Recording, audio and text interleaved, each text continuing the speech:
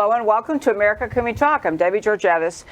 Especially I want to say welcome because this is our Thursday members-only show. So if you're watching this, it's because you've joined America Can We Talk. I cannot tell you how much I appreciate that. And if you're enjoying doing this, seeing our Thursday members-only show, I always say tell your 25 best friends to join also. Very easy to do. We love to grow the show this way. Well, today on this Thursday show, we have a very special guest in studio. His name is Jaco Booyens, and before I turn to talking to him, I want to share a little bit about him with you. I think a lot of you probably heard his name. He is a filmmaker, and he made a just extraordinary, I would call it more of a documentary film, but it was in 2014 called 8 Days. He was focused on sex trafficking, human trafficking of young girls. He has been stalwart in this effort to expose the issue to America, to have Americans really understand the scope of the problem. And people all over the world, but we're focused on America. The scope of the problem, how it really happens, how so much of society seems to kind of think it's something we really don't talk about in polite company. But among the many reasons I was excited to have him join us is because he says things that helps you realize there are many, many things we, everyday Americans, can do to impact the culture, to change the culture so that this behavior, egregious, outrageous, horrific behavior, is reduced and hopefully eventually eliminated in our society. So I'd like to introduce Jaco Booyens. Hello, sir. Debbie, good to be with you. Thank you.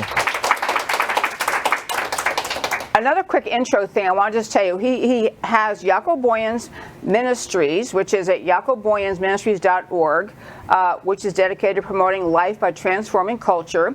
He's the CEO and president of After Eden Pictures and the founder of Share Together's nonprofit organization fighting against global crisis of sex trafficking. So he's more than just made a film once, engaged in a wide-ranging and deeply thoughtful effort to fight sex trafficking. So again, welcome. So let's just get started. How big is the problem in the world and in America and in Texas? Yeah. In the world, it's a global $152 billion industry sexually exploiting children, okay, annually.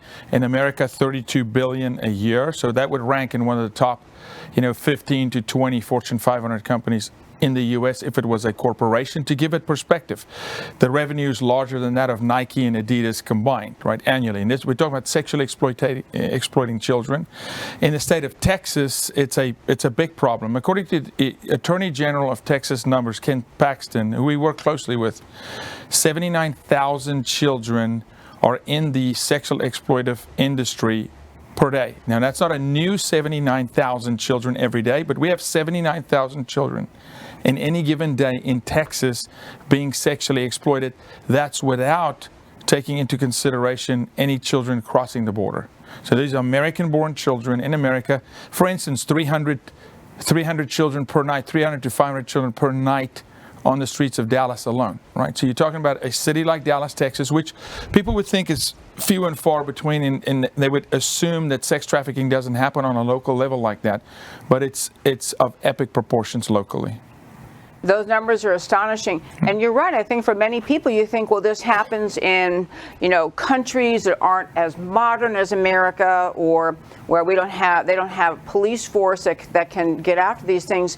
But in America, those numbers they're staggering. And I think for many people, you also think it's kind of somewhere in the other, maybe low-income areas or other troubled areas. But it sounds like it's in Dallas. I'm sorry, how many kids on the streets in Dallas? 300 to 500 per night are on the streets of Dallas. And what I want people to understand is, in an era now where we know media is not truthful, to say the least. Well, I argue media has never been truthful about a lot of things, and never being the accurate term. It's never accurately depicted the sexual exploitation of children. I'll give you an example. We take a movie out there called Taken, and America buys into the system that the only way a child can be trafficked if it's in France as an exchange student, or you got to be in Manila in the Philippines or Cambodia or the Dominican Republic, and we have fought trafficking in every one of these countries, but nobody in the media, other than alternative media sources like yourself, will come out and say, well, wait a minute, Sex trafficking of children is not kidnapping. Kidnapping is 1% of the equation. It's a small percentage. The actual most prevalent form of trafficking in America today is what's called familial trafficking, where it's a family member, a trusted individual, a coach, someone in the community where the child has gained mutual trust with this person, such as the Boy Scouts of America. We've got 83,000 lawsuits ongoing today with sexual exploitation of boys in the Boy Scouts of America. So we're talking about Boy Scout leaders, people that the family trusted, the boy had, there's rapport. It's a game of proximity, right? So a predator has to get into proximity with a child, whether it be online, in a conversation, or in personal proximity. So it's a mind shift that has to happen in America. And when you have this conversation, most media sources, including Fox News, will turn off. They'll shut down and go, wait a minute, you can't tell Americans this is in their zip code. There's not a single zip code in the United States that does not have child sexual exploitation in it, not one. You've talked at other circumstances about how COVID, over the last year and a half, people being forced to stay home, schools closed, so people were just kind of a lot of time at home. Parents couldn't always be the ones watching what was going on, that during the era of COVID, sexual trafficking increased. Can you just explain why that happened and what parents could have maybe done to have stopped it from happening the way it did? I wrote an article in Newsweek, an op-ed that went viral right in the middle of COVID, and I said, we're missing the point. This is the whole look at the shiny object while we're exploiting your children at the same time. The collateral damage of COVID was children. And it's still children today. I would argue that. And it's always been about children. If we look at what's happening now with forced vaccinations on children and all these kinds of things, right? So it's always been children. And because you cannot break a society unless you own the children. Whoever owns the children, and own is the right term, whether it's the school system or the parent, as God predestined it to be, for the family to protect the child, for the family to look after the child. Whoever controls the child will control the nation. And this is what I want Americans to understand. So during COVID, if you understand how a predator works, over 80% of exploitation today in America starts online. Starts on TikTok, on Facebook, on Instagram. Yes, all these companies that hide behind Section 230, okay, that hide behind it, they all know 62 million child porn images scraped off of Facebook last year alone. They know. 62 million? Yes. Child porn pictures images off of Facebook alone. Okay.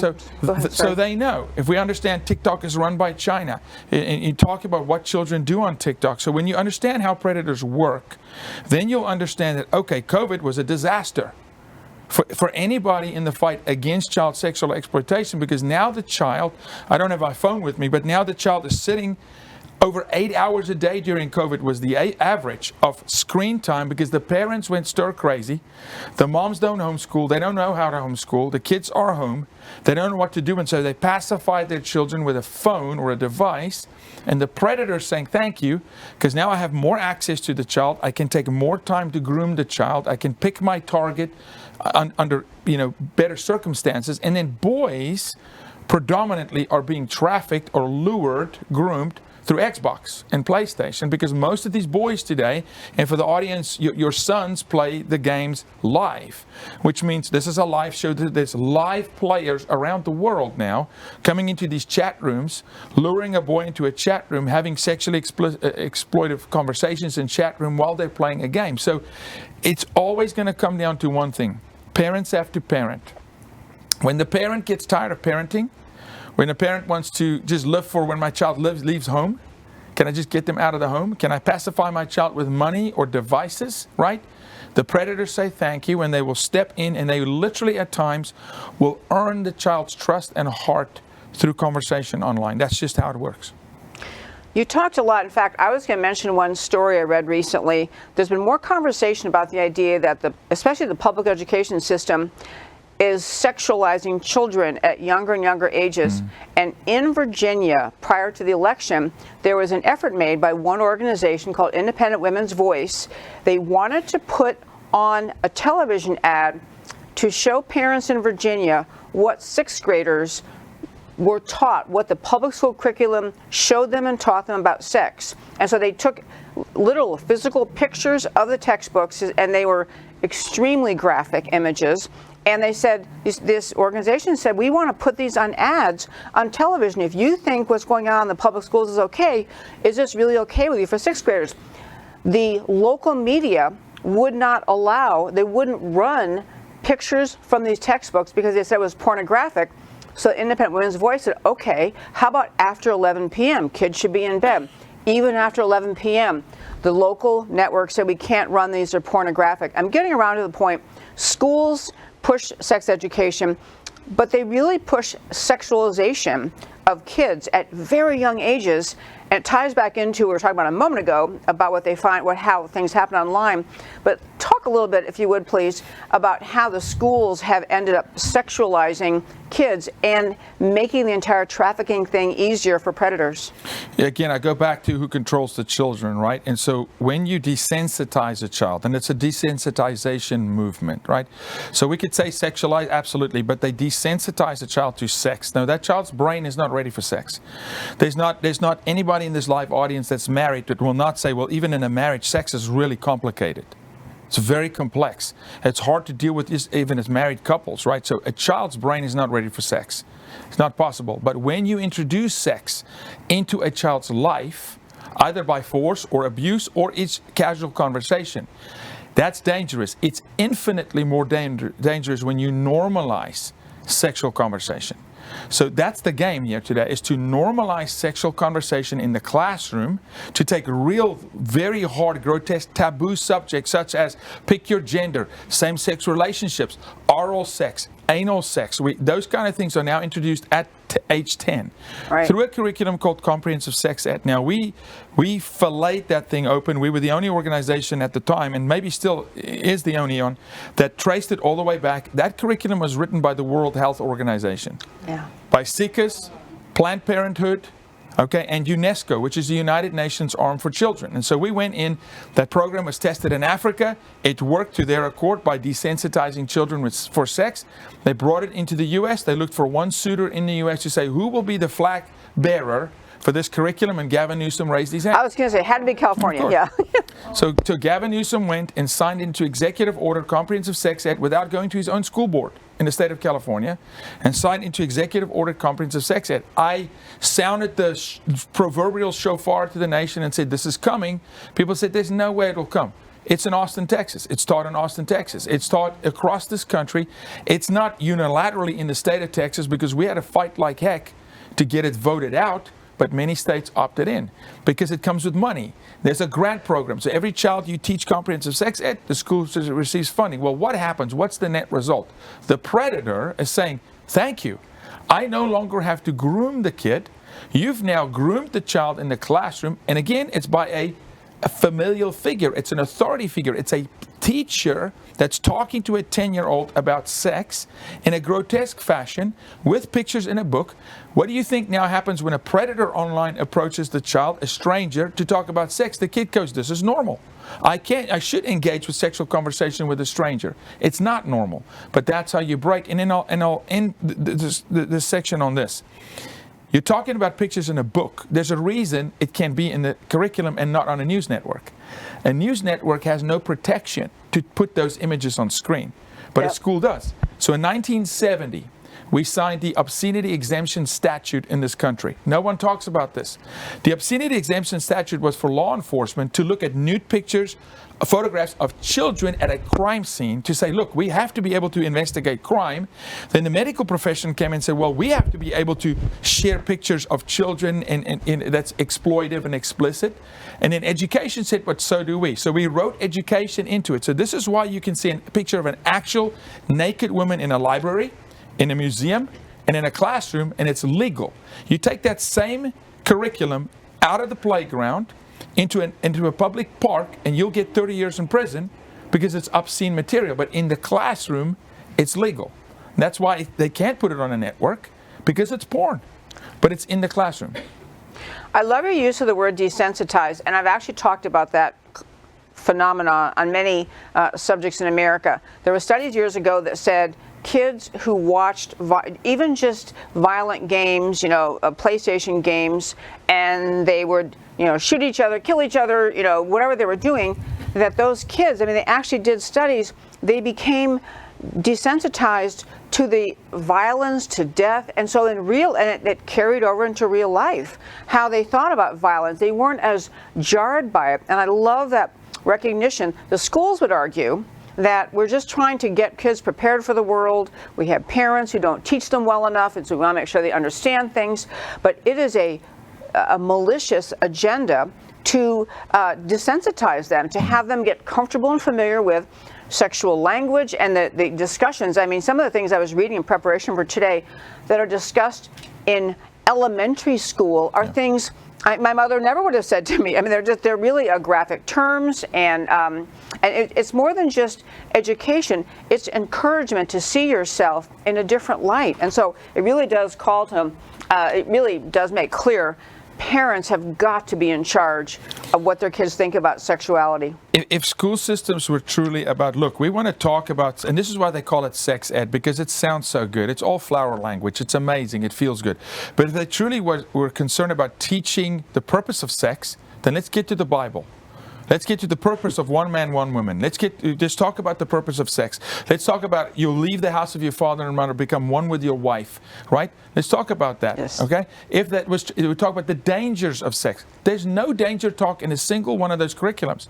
Zero. They don't talk about STDs. They don't talk about any dangerous material, but they talk about, look, you should experiment with partners. We're now talking about the youngest sex ed curriculum in our country is in kindergarten. We're talking about 5-year-olds encourage self-stimulation. 5-year-olds, right? And so this is insane. Why? Because the agenda is to desensitize the child, to break the child. Because forget about having a 21-year-old that will go stand in the voting booth and vote for First, Second Amendment rights. When that child's been sexually exploited, that's a walking zombie. That child will not fight for freedom ever. That child's doing well to survive, to just go through life. And this is how you break a class and you make a subservient class in a republic. We're not even a democracy, we're a republic. Okay? This is how you break a nation. Yeah. You also talk quite a bit in either something you wrote or when you spoke about the role of porn and how, it's really been an interesting battle in America. That great Supreme Court thing about, I can't define porn, but I know it when I see it.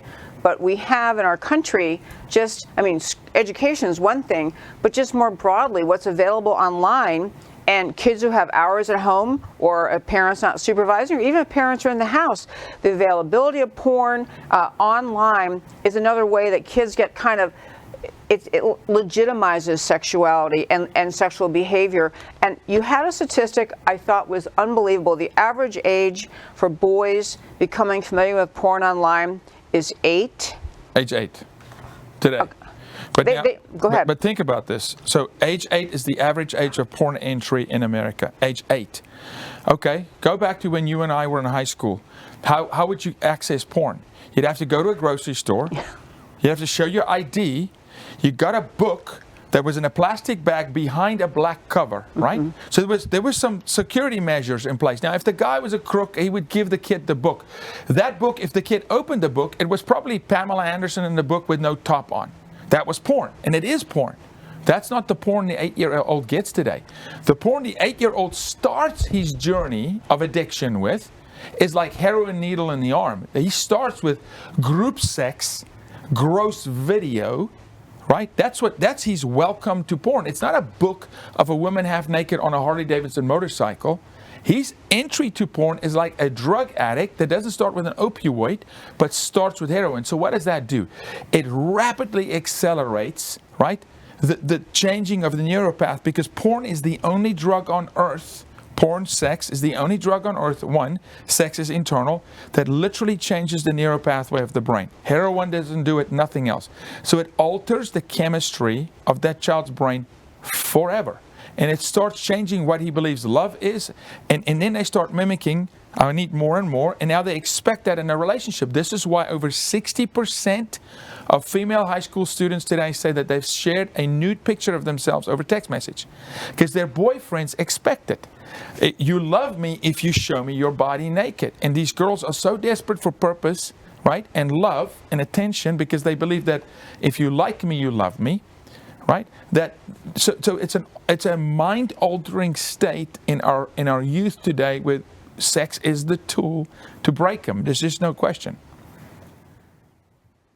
I mean, there so much of what you said, we can go in many directions. I do want to talk about the role of parents, because one thing you said in some speech, which I just think was just profoundly important.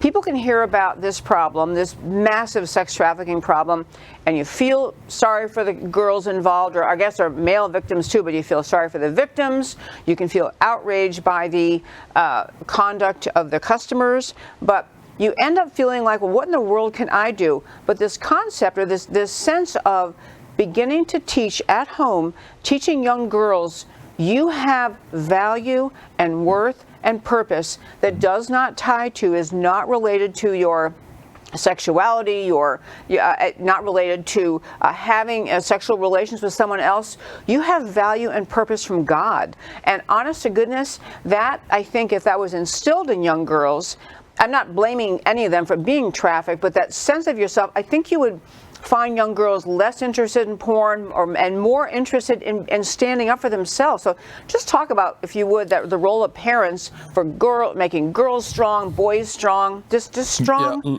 people. I'll say this. Look, Ezekiel 33, watchman on the wall. If the watchman doesn't warn of the evil, then the blood's on the hands of the watchman, right? Yep. And this is literally the hour we're in. So much blood is on the hands of the church. Evil exists when good men do nothing. Not when bad men do bad things. Evil exists when good men do nothing. And so this is a call and a cry to the good men, those dads, to not be dads but become fathers. This is why organizations like J.H. Ranch in California are so important, where they take parents, son, daughter, son, father, daughter, father, son in and say, let's reestablish identity.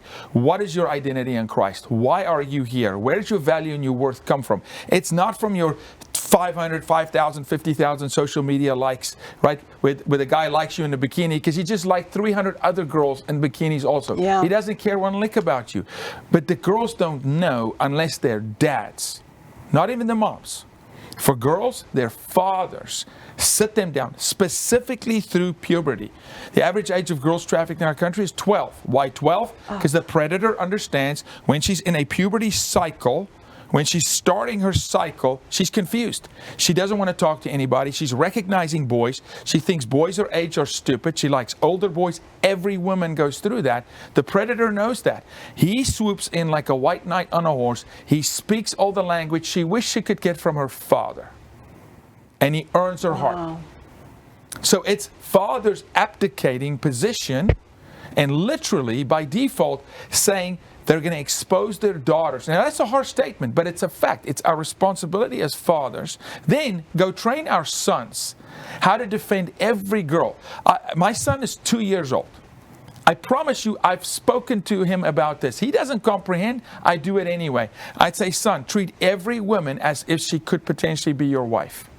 Now, when I ask 14-year-old boys, would you want to marry a wife that was trafficked, that was sexually abused? Of course not. Okay, then treat every woman and protect every woman. Because you don't know who's going to be your wife, right? And so when we can precondition our boys to say, you're now an Ezekiel 33 man.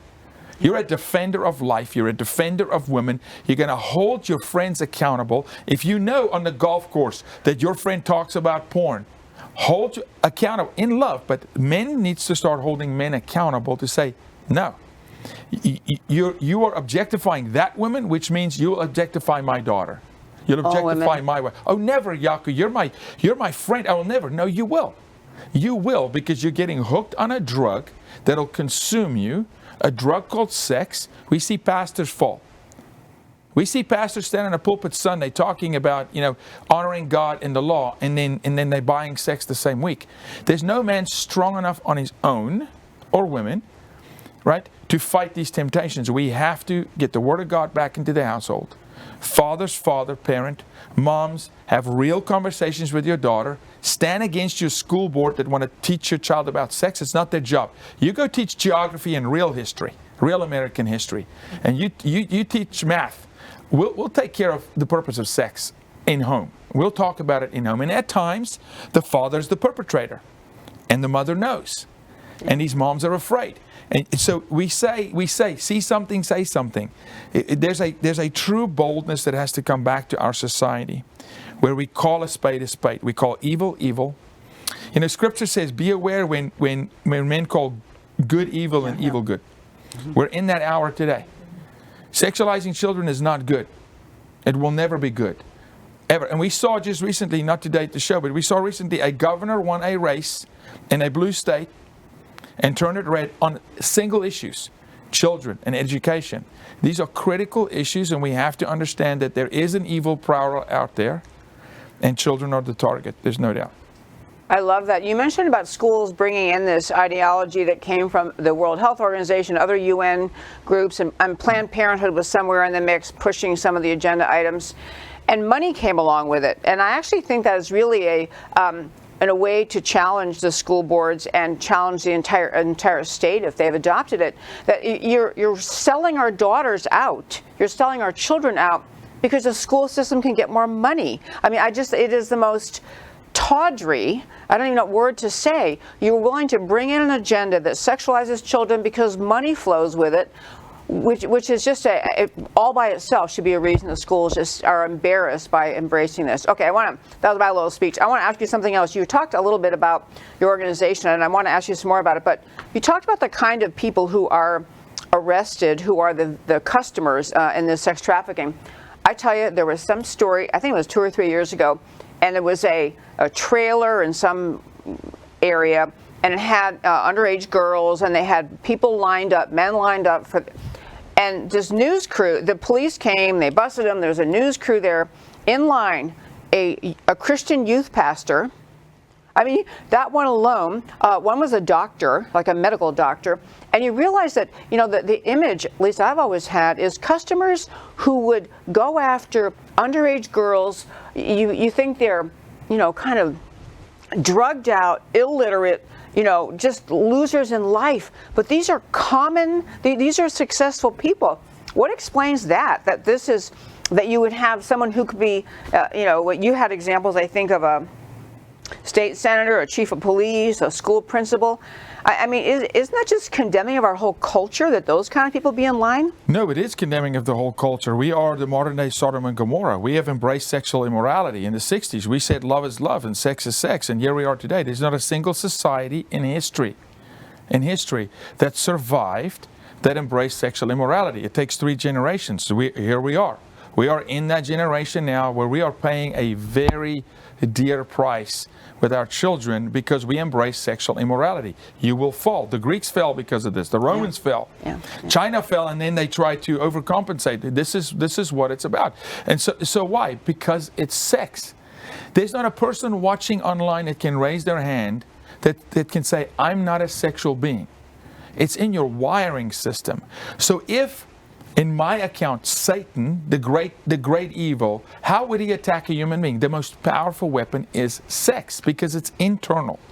And everybody is a sexual being. So if you can contort the purpose of sex, the purpose of intimacy, love, relationship, contort whether you're a man or a woman, and now you can just float and flow. It's all just to normalize sex. Don't for 1 second think this is really about someone who just wants to say, I am straight, I'm lesbian, I'm gay. No, this is about I want to perform sexually at will any way I want to without any consequence. I want to be able to kill babies in the womb when I happen to fall pregnant. Never mind that you can actually have a way not to fall pregnant. If you don't want to be pregnant, don't get pregnant. Okay? So I can go on and on. It's all to justify an immoral lifestyle. That's what it's about. The bottom line is I want to justify an immoral lifestyle, so you got to change the laws of the land so I can justify sin because I want to live here and I don't want to fight an evil. I'd rather give into it. That's what the brass tacks. Now, no, it's not just the Jeffrey Epsteins of the world, because we need to change the face, take the mask off. It's not just a billionaire. This thing doesn't profile race, color, gender, class, socioeconomic status. It's sex. So whether you're a state senator, we've been involved in arresting state senators, to a janitor, a police chief, you fill in the blank. And it could be any girl. Don't for one second think it's the girl that's the runaway, the kidnapped, the girl that's on the street, the foster kid. Yes, it's all of them. But it's also the girl in Highland Park with 2 parents that are doctors, that are home, that's being trafficked while living at home, while going to school, while playing extracurricular sports. It's any child in any community. So Jaco, how's that possible? You have a sign on your forehead, the same sign I have on my head. And that sign says, make me feel important. Every human being. And a child is going to gravitate towards they get affirmation and attention. And if that's a predator, and the predator is good, his end result is sex. So now he's looking for a soft target. He's looking for the girl that has a gap between her and her father. He's looking for a girl that, has an emotional problem or feels like an outcast, and he will come with affirmation. The kid that they traffic in a poor, impoverished area, you traffic that child very different than you traffic a child that lives in an affluent area. That child has a sense of awareness for danger. That child needs physical support, money, goods, stuff. The child that lives in Highland Park doesn't need money, good stuff. That child probably needs emotional attention. That child's probably emotionally abandoned by parents because they work and etc. So the predators are super skilled at understanding how to pick a target and then zone in and build trust and relationship. This is not snatch and grab. They take time.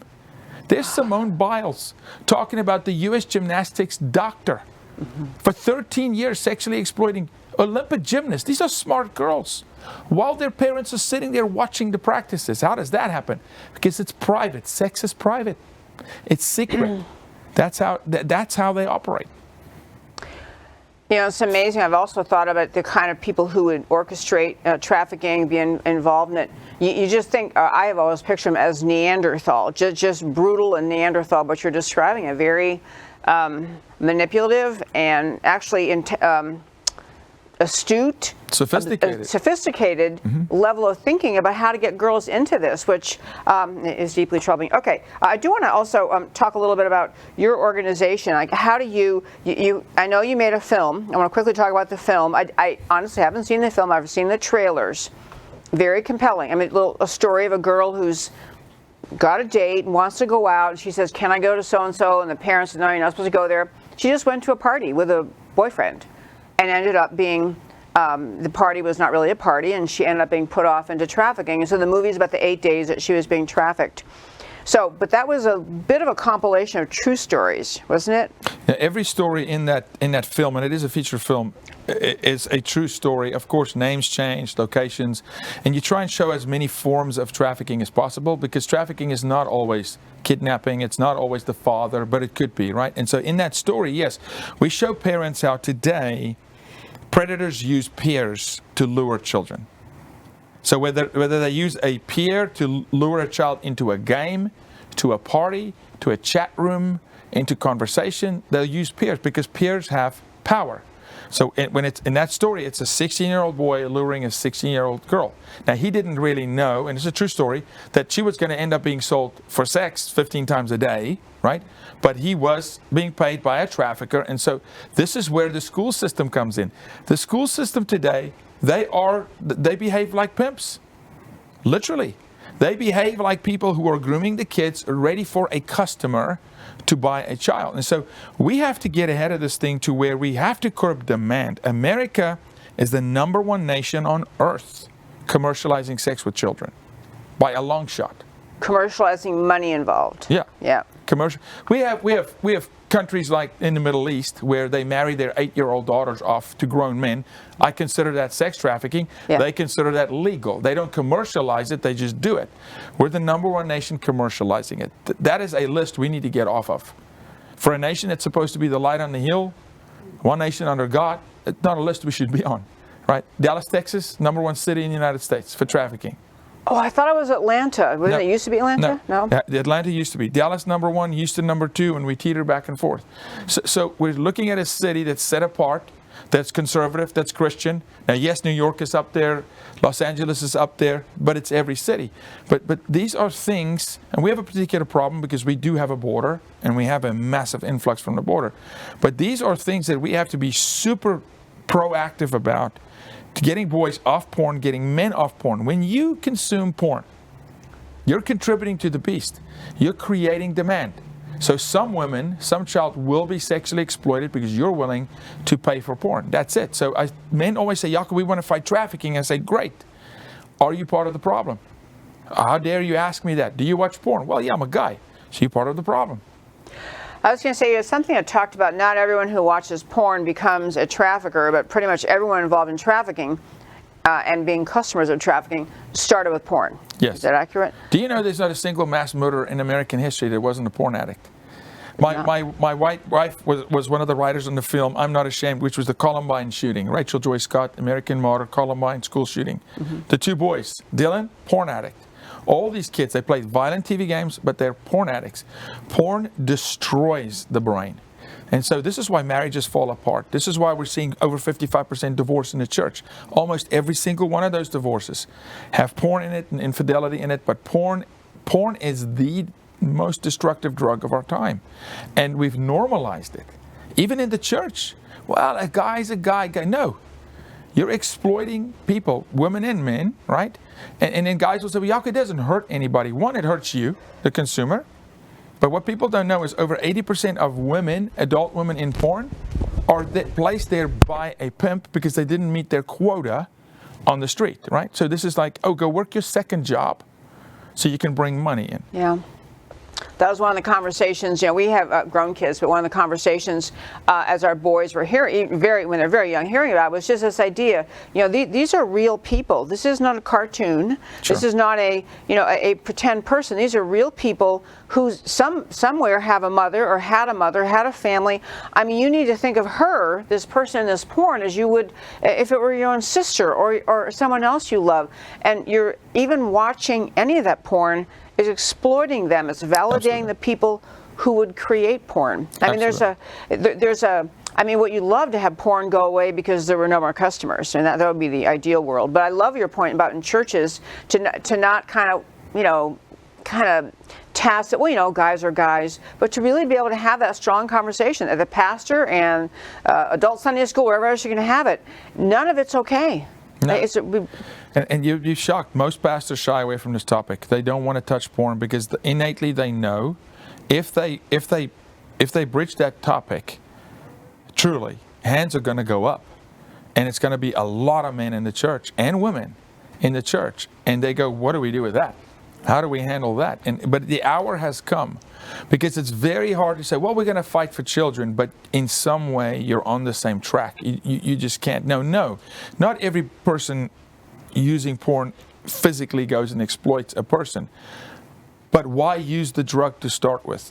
Why put you? Because now life happens. So for instance, someone who was a porn addict, and then COVID happens. Do you know what happened to those guys? Go talk to any nurse in any ER. They'll tell you domestic violence through COVID went through the roof. Because now the guy can't get out of the house. He can't get his fix out of the house. He starts to demand that from his wife. She learns he's in porn. It's a complete disaster in the family, right? So it destroys. So COVID in a weird way ripped the Band-Aid off a lot of things underlying in society that we have shoved under the carpet, right, and didn't talk about, particularly in the church, right, that now we have to. So tell me what your ministry does, Jaco Boyn's ministry. I mean, you're so well informed. I have a lot of more avenues of conversation. I want you to be able to share, though, what you do. Now, I really want people to partner with us, and what happens if they do is they'll come online, they'll learn how to identify signs that a child might be in danger. And it's not always trafficking, but when a child changes behavior, human beings don't change. It takes a massive event in a human being's life. You give your life to Christ, you're saved. A near-death experience, cancer, these kind of things, those are life-altering things. Or sexual manipulation, abuse. It changes a life. So when a child has massive behavioral change, you have to ask questions. We have for about a decade called it all bullying. And I hated it. I'm sorry, called it? Bullying. Oh, yeah, okay. Because all bullying is bad. Bullying is bad. We're like, time out. Let's talk about the bully. That child is probably sexually exploited at home. That child is enforcing pressure on another child, taking power back because his power is stripped at home. Or mom is being abused by dad. So we can't just say, well, the bully is the bad kid. halt for a second, go deeper. Let's get to the root where God can actually heal something. A lot of those situations, a lot of boys have come out later that said, I was the bully, but it was my way of taking power back. Right? I thought Johnny wasn't being sexually exploited by his dad. I hated Johnny, so I was going to take power from Johnny because this kid gets sexually exploited by his dad. And so we have to understand this has been with us forever. This is not new, right? We just have not talked about it. And now it's time to really go have proactive conversations. So schools can reach out to us. We can go into schools and train the children in the schools, train the teachers, train the parents, right? Train the pastors. We can give them, resources, material. Of course, they can watch the movie 8 days, and that's going to take families a long way. But if they engage with us online, they're going to learn, and then they can partner with us, volunteer on a multitude of levels where they can come in, take hands with us with initiatives in their communities to make a change.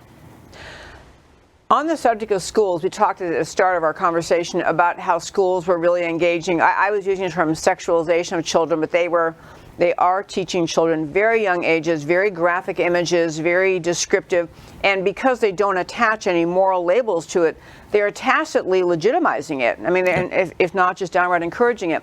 But they could have a good role, or I'm asking you, couldn't they have a good role with respect to sex trafficking to be teaching kids, if anyone tells you don't tell your parents, if anyone says, I'll do something to your parents, this is our secret. They could be encouraging kids. Those are bad people telling you that, and you need to tell your teacher and your parent. I mean, they could have a good role, couldn't they? So what you're talking about in military terms, we call it situational awareness. So any officer, any soldier, your first couple days in boot camp, that's what we do. We train situational awareness. What is normal and what is not. So when you walk into a Starbucks, that you could identify an object that's not normal. There shouldn't be a backpack sitting in a Starbucks, right? But people can't see. Kids have no situational awareness today. So the teachers could raise situational awareness by saying, this is how a predator talks online. These are the methods they use. We go in. The teachers can't because they don't know. Nobody trained them. So we go in and we train them. But I'd argue this.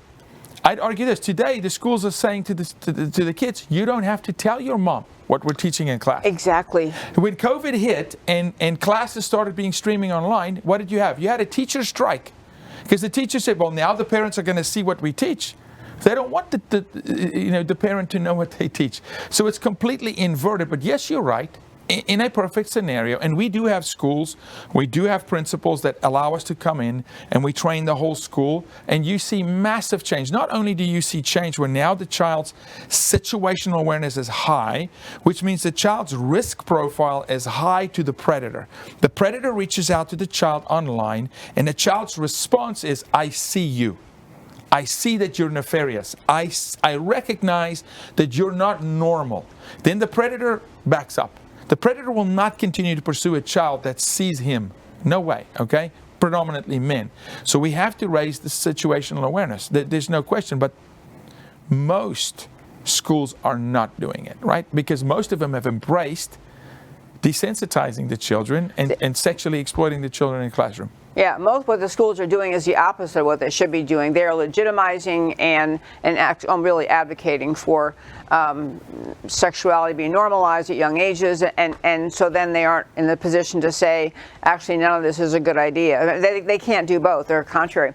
I'll give our audience, we're going to start questions in just a moment. We do have a microphone there. One more thing before, so I want to be sure you're able to cover anything about your organization. People can reach out to your organization. Again, it's jacoboyens.com, JACOBOOYENS.com. They can read your literature, they can become familiar, they can support your organization. Does your organization actually get involved in helping rescue? Yeah. We're involved in what we call awareness prevention. So this is awareness and prevention, this show.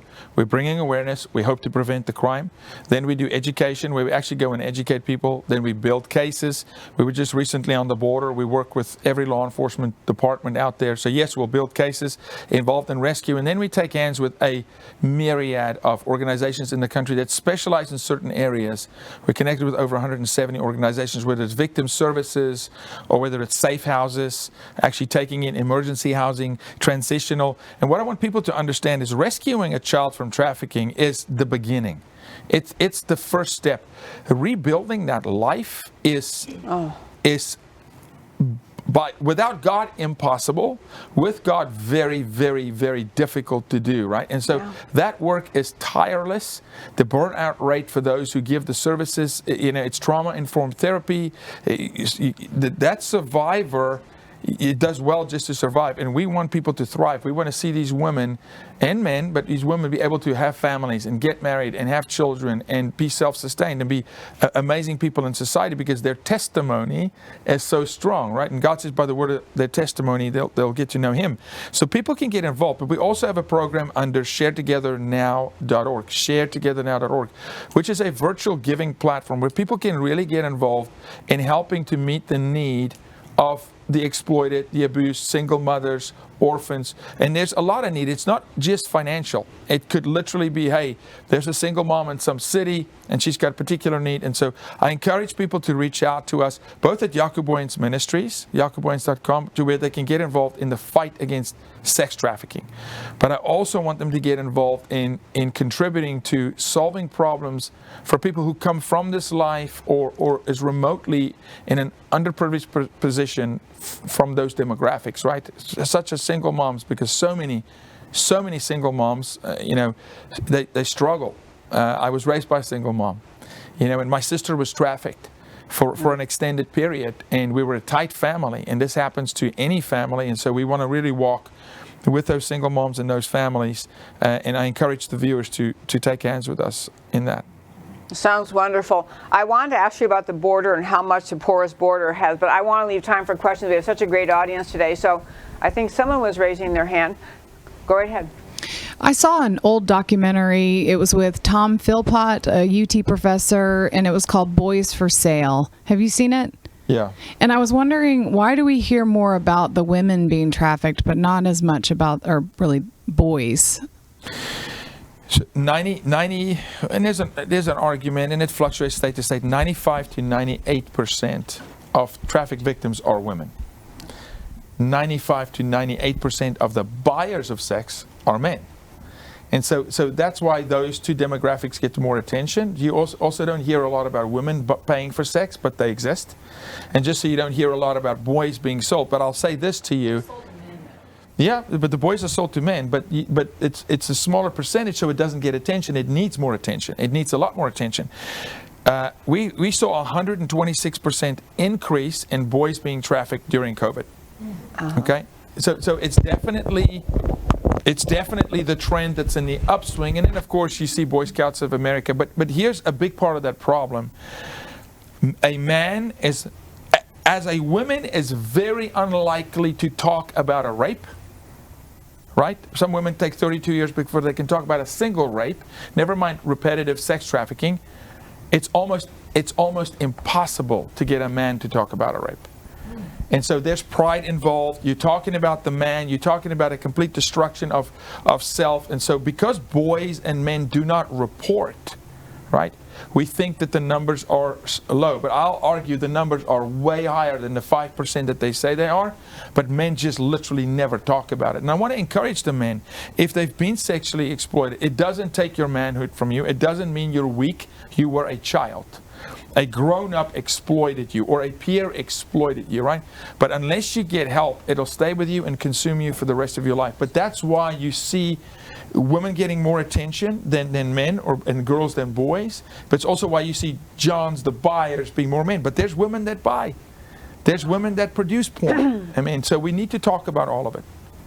That's a good point. I think it's not a question, but I want to really praise you for being, so many people I think talk about this issue in a kind of a sterile, criminal, analyze porn, analyze this, but ultimately the healing that can come for women who've been trafficked, girls who've been trafficked, it's a deeper thing than just being rescued and being given a safe place to live and food on the table. I really commend you for encouraging people that you're ultimately to get to your whole self and to get to freedom. It requires God. It requires turning to God and prayer and lifting you out of that sense of yourself as sullied and useless. Yeah, because that's what strips first. The pimp and the predator, the first thing they strip is sense of self. Yeah. It's sense of purpose.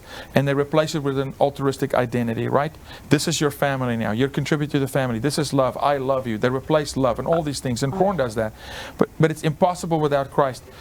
Over 85% of the success stories that we do have holistically as a community that fight this, right, come from faith-based organizations, right? Gotta be. But are you aware that our current administration is threatening those faith-based organizations that unless they remove their statement of faith from their website, they'll remove federal funding, they'll remove grants, they'll lose grants, and so there's an attack on God and our nation. Really, I should say that the prevalent attack we're seeing, it's an anti-God culture that wants to embrace God as self, God as sex, God as fear, call it whatever you want to, my opinion, not yours. We embraced the spirit of fear through COVID. We started to worship the God of fear versus the God of the universe, right? And that doesn't mean we shouldn't be smart about things and about a virus, but you can't worship it.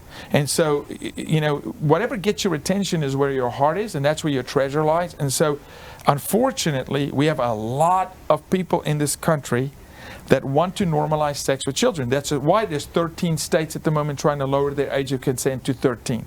To 13? To 13. Now, it's probably not going to happen, but they'll get it lowered to 16. I'm sorry. How many states want to lower? 13 at the moment, yeah. Oh my gosh, that is like... So you've got comprehensive sex ed in schools. You've got them... What Gavin Newsom inevitably did with House Bill 145 is he circumvented statutory rape. So statutory rape is federal, right? Okay, that's 17 and under. That's statutory rape. Well, House Bill 145 in California says, well, wait a minute. If there's a 10-year gap, so if a 22-year-old, right, rapes a 13-year-old today in California, forget about statutory rape. It now goes to a judge, and the judge will decide whether it was consensual or not. Okay, so we're writing laws, circumventing laws to protect children. We're writing laws, circumventing the Word of God, right? How can it not fall apart? It's going to fall apart. We're going to break a society. Exactly right. We don't have time today. We do have time for more questions. We don't have time today to get off into this, but you mentioned the current administration trying to remove any faith-based element if you want to continue to get federal funding. That is kind of the trend of the left in this country. I know that you're non-political, but I'm very political. It is a trend of the left in this. Maybe there's a piece of research you missed on me. I'm actually very political. Well, I mean, I'm actually not political. I'm just biblical. Okay, but are you a C3 or C4? Yeah, no, yes, okay. But what I'm saying on this issue, this is a bipartisan, should be a bipartisan issue. But I'm telling you, I would welcome the left to fight this fight. Show me one. Show me one news organization on the left. Show me one feminist group. There's not a single feminist group in our country that fights child sexual exploitation. But you're a feminist. And it's 95% girls that's being trafficked. So no, this is not a political issue, but it's being politicized by one party that says it doesn't happen here, but they would gladly give you money to go fight trafficking in the Philippines. Right. Or in Cambodia. But not in Dallas. I'm going to guess Concerned Women for America as a good example. They probably care about trafficking, good conservative. But my point was really, when you have the left on the rise in this country, as they are around the world, part of the mission of the left is to drive God out of society, because they need you to worship government. They need you to agree government sets values, government sets morals, and religious people, deeply rooted Christians and people of other faith, they inhibit their effort to become the government is God, the government controls everything. I understand there are bad actors on both sides of the aisle, and it is a universal issue. It shouldn't be left versus right.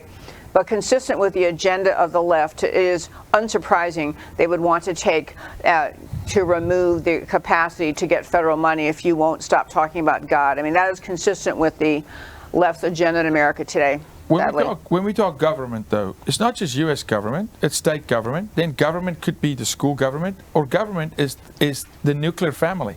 There's a government in the family. There's the father, the head of the household. Do you know that if a father accepts Christ, over 80% of the time, the whole family comes to Christ. If a mother accepts Christ and not the father, it's under 20%. That's interesting. No, I did not know that. Wow. There's order in God's kingdom. There's a hierarchy in the household. There's a governmental structure in the household. So it's not just government. It's when you don't govern appropriately with what God gave you to steward, which is our children, right? Yeah. This is why we are where we are as a nation. There is a concept of God's government of the universe, and human government should reflect those kinds of values, God's government of the universe. Okay, sorry, we have, please, one more question? Or go Okay, ahead, thank you so much for getting this message out. The school board is going to be reviewing the health textbooks right now. In the middle of November, people will be able to go to Austin to testify. I encourage you to go to the website and look at what is being proposed. Your toenails will curl. But I am told that the school districts can make the decision regardless what the state board says, and that also teachers can bring books in. And so what advice do you have to us as we go to this battle right now this month on how we can... I'm assuming you're talking about a school board in a city in Texas. Your information is correct. Your information is accurate. The Texas State School Board voted comprehensive sex ed down, but the Austin Independent School District voted it in. So we have to understand how our country is truly set up. As an immigrant, we don't understand it. The left does. They understand that the county commissioner, the superintendent of the ISD, the mayor have incredible power.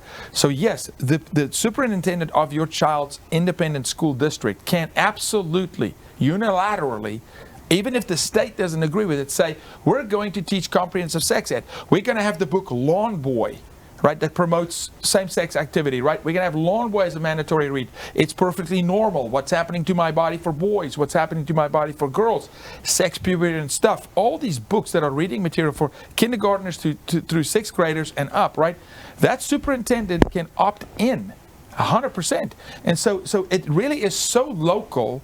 We want to make this a national fight. Fight Hollywood, fight New York, fight Wall Street and DC. No. On your street, make sure every child is safe. In your school district, your principal, your school, your youth group, your church, make the fight hyper-local. Take your communities back. Take your school boards back. Demand that your school shows you what's in the curriculum. They have to, on the premises. They have to show you, but parents don't ask. And then brace yourself, because when you ask, you better be willing to step into the fight and go to bat. And so yes, they slip it in. And if you understand how curriculums work under SICAS, when you get a curriculum into a school, the first edition of a curriculum, it goes through a process. But volume number 2 and 3 doesn't go through the same process. Oh. So they make minor amendments and adjustments that's more egregious, more grotesque as the years go by, and nobody ever filters it again unless the parents. If there's one thing we need to learn in this country, is power needs to return back to the people. Okay? We pay tax, right? If it's a public school, they owe you, you pay tax, right? You can go in there and you can demand that XYZ be removed from a curriculum, right? Now, I would advise against removing science, right? But sex, remove it, right? We're not going to teach this in this school. One county over, maybe they'll teach it. But this is why it's such it needs to be a viral fight, grassroots, in the community. That's how we win this battle. Jaco Booyens, first of all, thank you so very much for joining me today and for all that you're doing. It is just so inspiring. And I want to say in particular, people hear about issues like this one. They say, well, what can I do? I love the overall sense from you that even if you don't have an issue in your family, in your community, everybody should be involved, should be, on the wall, defending children. Everyone should feel it's my job to protect the children in my community. It is a very local thing. Parents can do a lot at local school boards, insisting, even if your kids are not any longer in school, but insisting that you want to know what your kids are being taught, because the whole culture is being dragged down by this, that men and women and children, and it's just stain isn't a big, it is just a horrific stain on American society. And as you're saying, many people can be involved in changing. So thank you for everything you're doing. Thank you. Thanks, Debbie.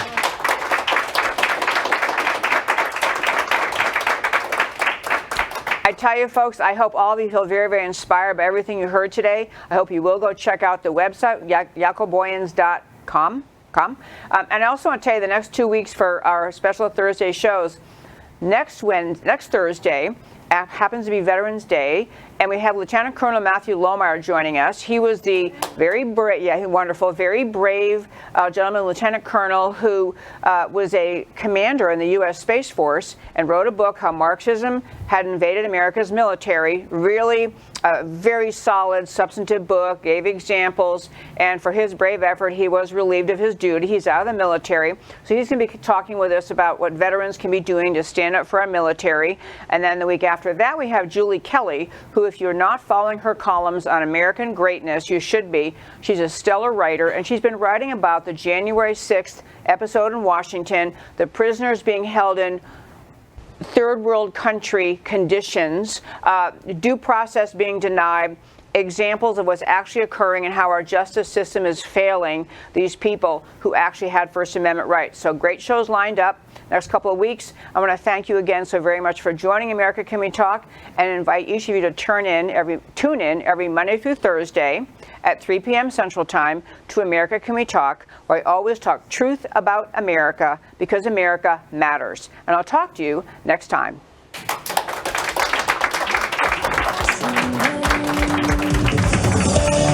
you. America Can We Talk? Truth about America.